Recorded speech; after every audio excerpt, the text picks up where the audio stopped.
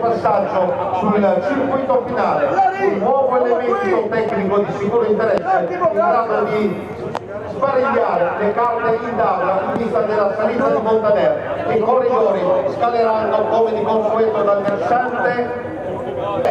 4, 3, 2, 1 e giro del Belvedere!